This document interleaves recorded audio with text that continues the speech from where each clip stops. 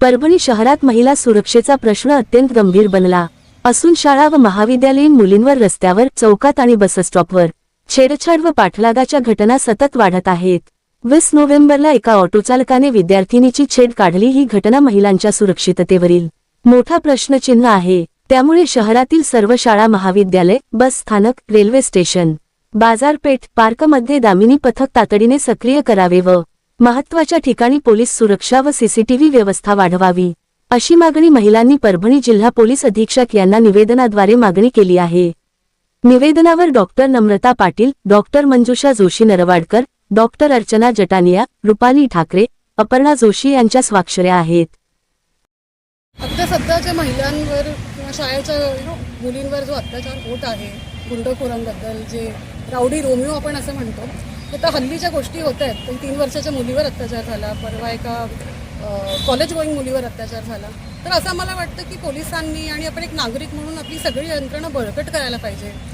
CCTV कॅमेरे व्यवस्थित लावणं, परत प्रशिक्षण देणं, ऑटो संघटनांना प्रशिक्षण देणं, मुलींना school going, college going, professional गर्ल्सला एज्युकेशन देणं की सेल्फ डिफेन्स कसा करायचा किंवा अर्जंट डायल नंबर कुठला असेल त्यांना एज्युकेट करणं हे फार महत्त्वाचं आहे, जिथं आपण बहुतेक आपण कमी आहे।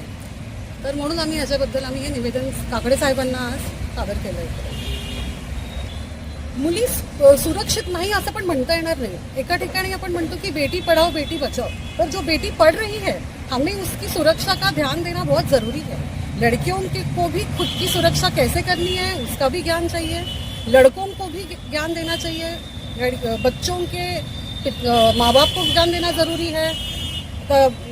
बस स्टैंड, ऑटो संगठन के ये जो लोग हैं जो ये सब चलाते हैं त्यांना पण त्यांच्या लक्षात पण आणून देणं जरुरी आहे की एक भारताचा सशक्त नागरिक म्हणून आपली काय रिस्पॉन्सिबिलिटी आहे आणि आपण सगळं व्यवस्थित ह्या सगळ्या यंत्रणेचा उपयोग करायला पाहिजे आणि ह्याच्यावर एक चांगला मार्ग शोधला पाहिजे। वर्कशॉप्स ठेवायला पाहिजे। ज्या ग्रामीण भागातल्या आपल्या ज्या मुली आहेत त्यांना एज्युकेट करायसाठी वर्कशॉप्स ठेवायला पाहिजे। परत त्यामध्ये जे सोशल ऑर्गनायझिंगमध्ये जे लोक इंटरेस्टेड आहेत, ज्यांना ह्याच्याबद्दल सतर्कता वाढवायची आहे, त्यांना इन्क्लूड करायला पाहिजे। परत स्कूल्स, कॉलेजेस, प्रोफेशनल कॉलेजेस, मोठे मोठे युनिव्हर्सिटीजमध्ये सेन्सिटायझेशन करणं जरुरी आहे। Girls students, boys students as a organisation म्हणून, ज्याच्यानी याची सतर्कता जी आहे ती वाढेल।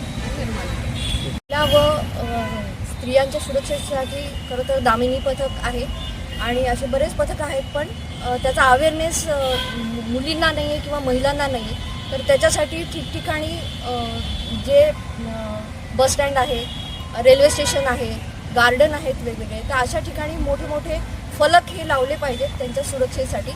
कारण सुरक्षा यंत्रणा तर आहे, पण त्याची माहितीच मुलींना नसल्यामुळे हे खूप प्रकार घडत आहेत।